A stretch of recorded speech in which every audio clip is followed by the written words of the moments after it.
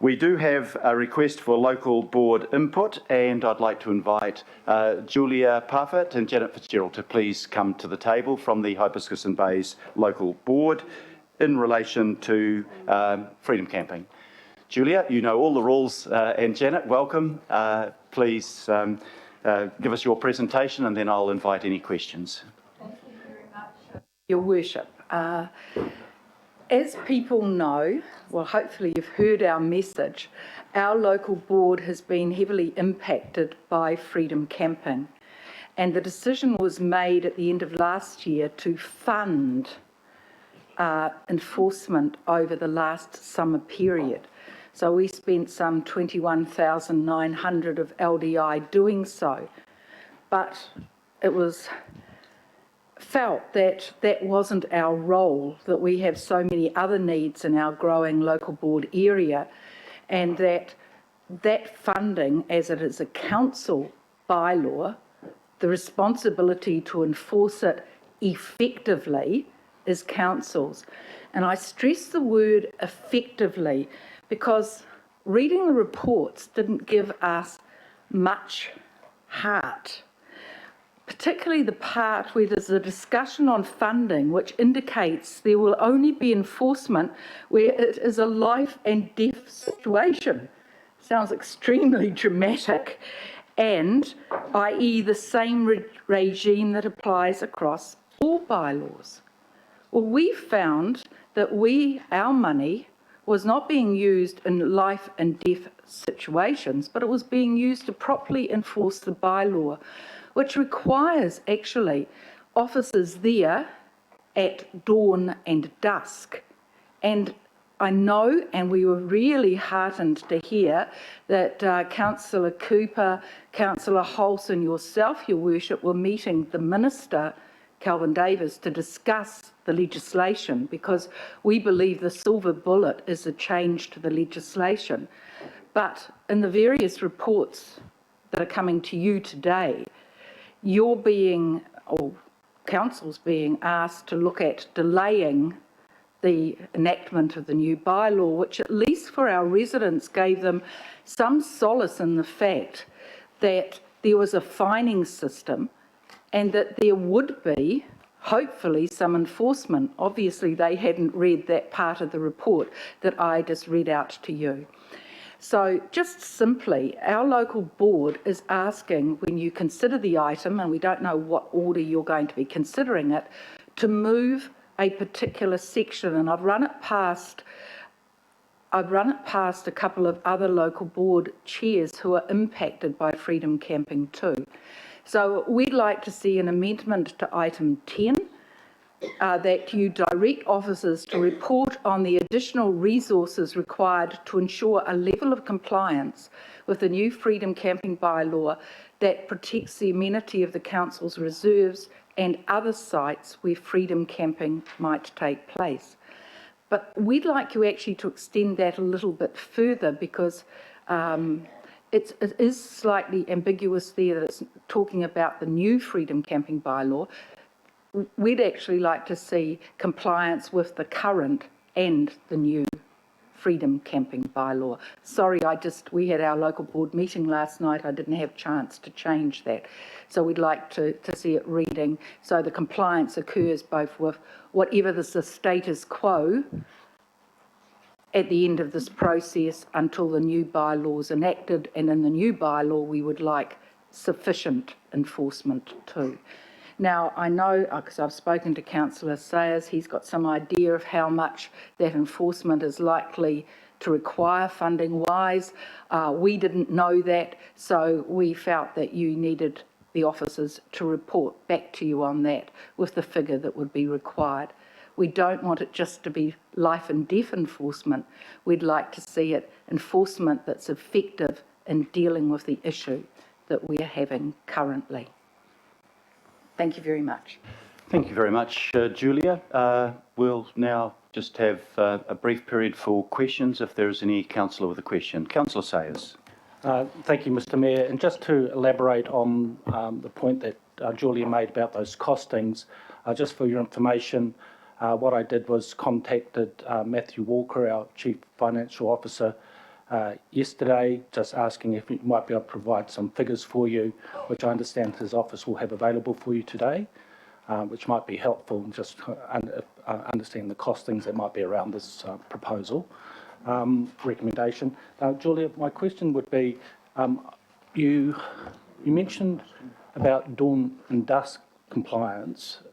Is that not the current practice? And why is that? Because why would it be dawn as well as dusk? I guess? Right. Yeah. Well, it is not the current practice in enforcement. We, as a council, take a very 9-to-5 approach to enforcement, actually on a Monday to Friday basis, and we have the most freedom camping in the weekends.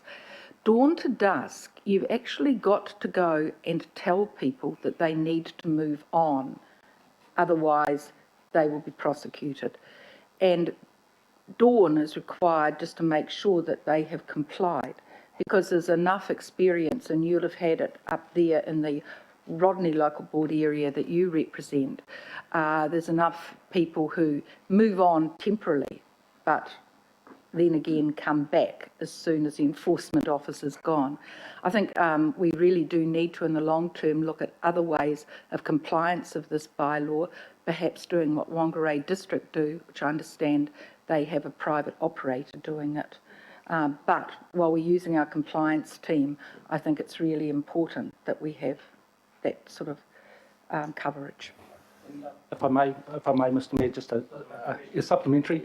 I'm aware of certain sites in your area. I can think of Gulf Harbour, Arundel, Hatfields Beach, for example. But how would the compliance team know right across Auckland, every local board area, about where that practice might need to take place? Have you had that discussion with any fellow chairs? Yes, the report alludes to what they call hotspots. So they are known, and oh no, Councillor Cooper is here. She will have known, and in the feedback that was gained from local boards, most of these hot spots have been identified. So they're nowhere new. There's two main apps that tell freedom campers where to camp, and they list these hot spots. Thank you very much, Councillor. Deputy Mayor Cashmore. Thank you, Mr. Mayor. How you going, Jude? With your compliance officer, how do they actually handle that on a day-to-day basis? Was it, please move on, or we're going to fine you? And if they were going to fine them, how many people were fined? Firstly, we don't have the ability to fine, and that's what we were hoping for under the new enactment. But you do have the ability to trespass, and I believe a number of people were trespassed over the period of time. But the exact figure, I think you'll need to get from the compliance team. But it was very effective, they're doing this, but we were incredibly lucky that two of the compliance teams servicing the Northwest came from near this local area to be able to do this work.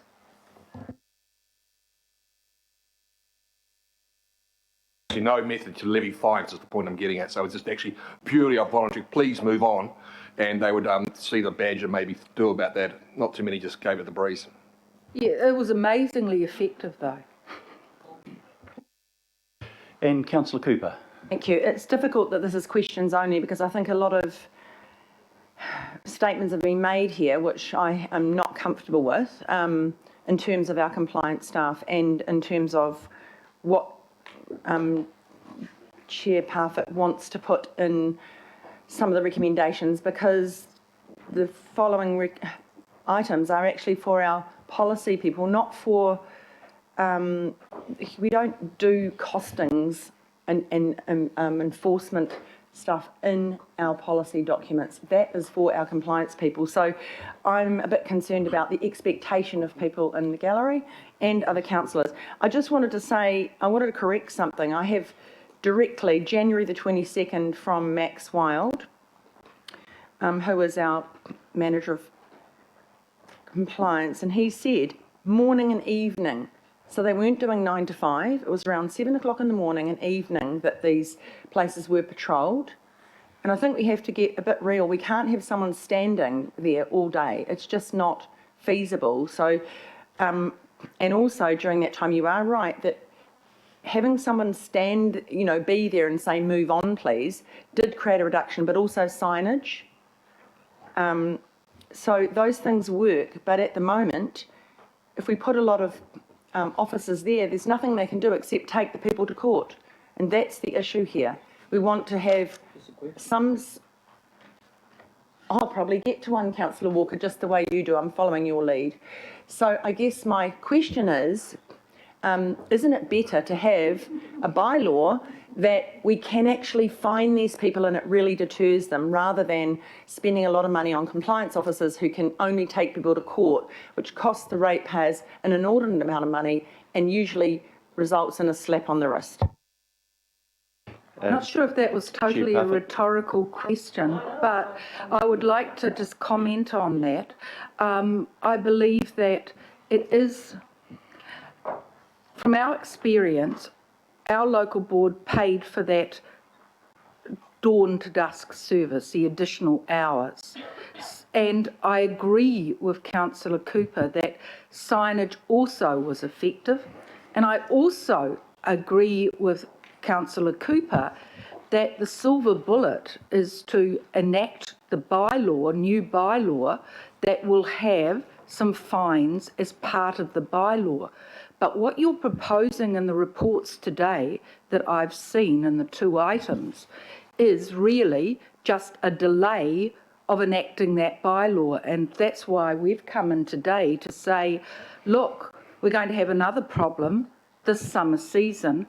We don't have the money in our coffers to pay for that additional enforcement that we did last year, and we just want you to think about putting some money aside to do exactly that. And we didn't try to suggest a figure that needed to be put aside. We're just suggesting here that a report come back to you about what additional resources would be required.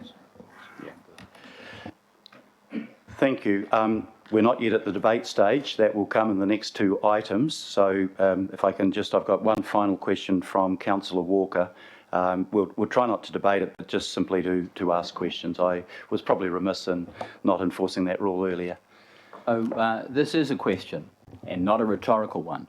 And the question is, do you have an estimate of what the cost might be for the sort of enforcement that you think might be necessary? And specifically, I'm looking at the upcoming summer period and the like. Right, I didn't have for the whole region, which is obviously the lens Just for your that local board you're area. looking through. But for our local board area, we set aside a figure of $21,900, which was totally exhumed. So I wouldn't know exactly what it would be for the whole area. I know Councillor Sayers has gained a better idea of that. Thank you, and thank you very much to Julia and Janet. Just a couple of observations. Enforcement is not done, I wouldn't ever say on a life and death matter, but obviously for enforcement for a whole variety of things, dog bylaws or fires or freedom camping, it's done on the basis of enforcing where there are likely to be most serious consequences from failure to enforce compliance. As to cost, it's a bit like saying how long is a piece of string, because it really depends on the level of compliance you're looking for. And obviously, if you wanted to comply to the letter of the law on dogs and freedom campers, you'd be talking about a small army. And nobody's asking for that. I appreciate it. The question really comes to, should we do more? If so, how much more? Should we be doing this through council officers? Should we be doing it by contractors, as we do with noise complaints? Or would a system of voluntary rangers with careful selection and proper training also be a really positive outcome, where people in the local community therefore have the ability to enforce the situation in their local area? And I'm open to a discussion around those things. I don't think we formally need an amendment. I do think we need a workshop on it, and I do think we need a report from officers on those alternative possibilities. So I think your point is a useful one. Thank you very much for coming along and making it. I'll move that we thank both Julia and Janet for their presence here, seconded by Councillor Walker. All those in favour, please say aye. To the contrary, no. Carried. Thank you very much.